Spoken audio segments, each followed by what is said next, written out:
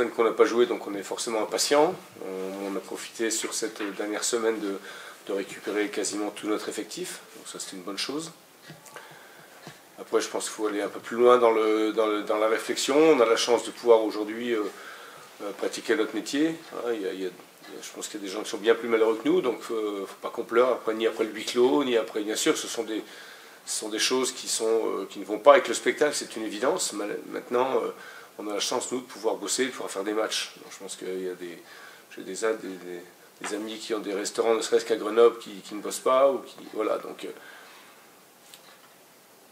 faut s'estimer heureux. Que l'effectif soit à 100%, tout le monde est à peu près à son niveau. Je pense d'intensité normale, donc on n'a pas vu trop d'anomalies par rapport à tout ça. Après, avec ce qu'on peut observer de forme, de moins bonne forme dans une semaine classique. Après, pas non plus qu'on aille chaque fois se chercher des fausses excuses ou commencer à ouvrir le parapluie. On n'a pas joué depuis 3 semaines, mais on peut changer la moitié de l'équipe de champ aujourd'hui. On a 5 changements, donc moi je ne suis pas inquiet par rapport à tout ça. Sur une partie du match, on doit mettre de l'intensité et on pourra être performant. Peut-être pas sur tout le match, c'est vrai, mais avec les potentielles rentrées, ça peut aussi nous permettre de garder une certaine intensité dans le match. Donc voilà, plutôt que de se dire on n'a pas joué, c'est vrai, on vient de 3 semaines sans compétition, donc certainement un manque de rythme qui peut arriver à un certain moment du match, je ne discute pas là-dessus, mais pour moi, c'est surtout pas se chercher une excuse et penser plutôt à ce qu'on a à faire tout le temps, tout pendant qu'on est sur le terrain. Oui, on attend simplement des ingrédients qu'on a pu mettre en place sur nos 3 victoires à domicile de cette année. On ne sait pas non plus le hasard, on n'est pas devenus non plus des champions du monde, mais ces matchs, ces victoires, on les a bien construites. Pas mal de réussites contre Toulouse, c'est vrai, mais Ajaccio et Valenciennes ont été des victoires plutôt logiques et bien construites. Donc ça sera encore le cas demain. Il ne faut pas oublier non plus qu'on joue le 3e du championnat.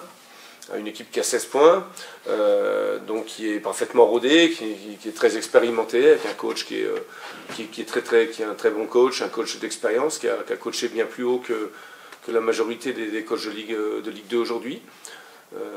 Voilà, donc on sait à quoi on va se frotter, avec une équipe qui plus est plutôt en réussite actuellement, en confiance, avec 2 résultats sur le même score, 1-0. Bon, donc voilà,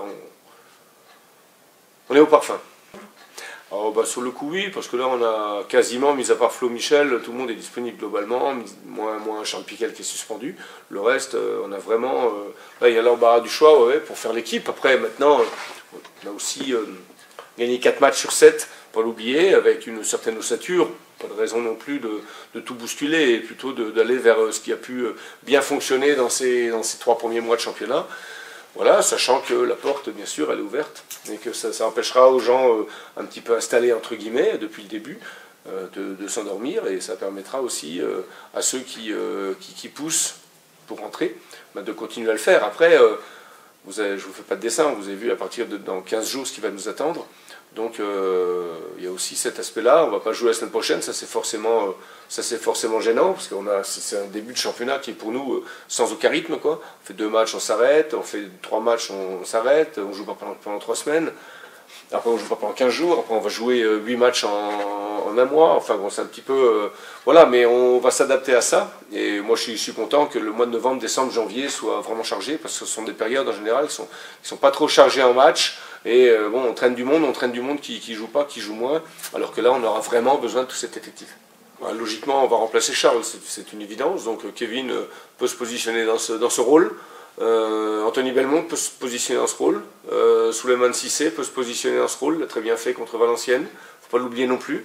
Donc voilà, après, Belmont aujourd'hui, depuis 1 mois et demi, montre vraiment de belles choses, même s'il a été aussi, malheureusement, je crois que c'était quand on a été joué à...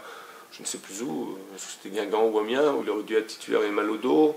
Après, Kevin Tapoko fait une très bonne entrée à Amiens, j'ai bien aimé. Et puis, bon, c'est un garçon qui peut mettre aussi du punch là-dedans. Souleymane Cissé a montré contre Valenciennes qu'il était plus qu'un remplaçant. Donc, bon, voilà les options qui existent aujourd'hui.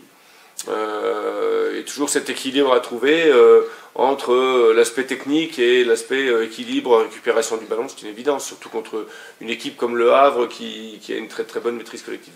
Pour l'instant, c'est vrai que ça a plutôt bien marché sur les 3 matchs initiaux.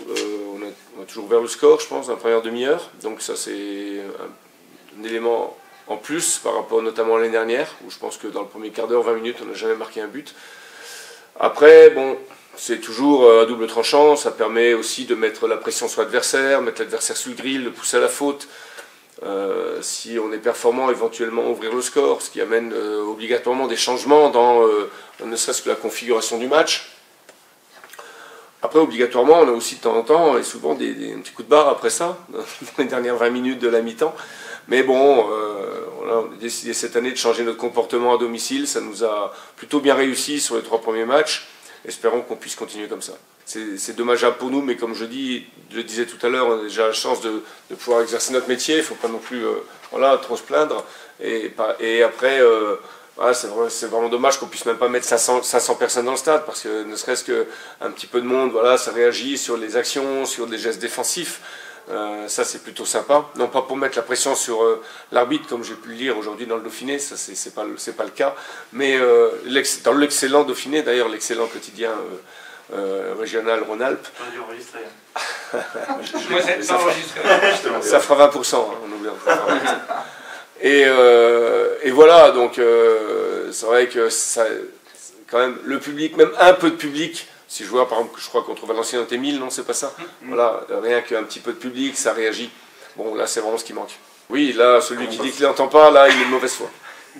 C'est clair. Mais l'adversaire entend aussi, ça, c'est aussi gênant. C'est vrai, c'est vrai. On a des codes, hein. On parle en suisse-allemand avec Piquel, bon, là, il n'est pas là, mais... Ouais, parce qu'on est quand même frustrés sur ces deux matchs qu'on n'a pas pu faire. Nancy, qui nous aurait permis, justement, après Amiens, il y a 15 jours, enfin, de pouvoir se remettre debout. Parce que cette défaite, chaque fois la défaite te coupe un petit peu les ailes, mais voilà, il faut pouvoir avancer aussi dans les défaites. On a pris 3 cette année extérieures sur le même score. Franchement, on peut avoir que des regrets, quoi. Je ne veux pas dire qu'on ne mérite pas de perdre, mais sur chaque match, on peut quand même faire mieux. Je dirais à Amiens, n'oublions pas qu'on a un but refusé qui est valable, on a un pénalty flagrant sur Willy Semedo. Je peux vous montrer l'image du maillot qui est tiré, c'est incroyable. Et voilà, et à côté de ça, on prend un but dévié contre une équipe d'Amiens contre laquelle on n'a pas concédé grand-chose.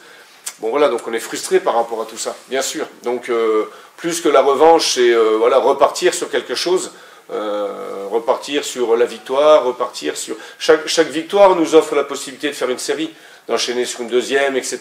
Et c'est comme ça que tu te positionnes. Bon, donc voilà, et cette année, pour l'instant, on n'a pas fait de match nul. Je crois qu'on est la seule équipe de Ligue 2 à avoir fait de match nul. Bon, ça veut dire qu'on est capable d'attaquer, on est capable de perdre aussi, et puis faire des 0-0, comme je peux en voir de temps en temps. On en fera certainement, hein. Mais bon, si on peut éviter, franchement, voilà.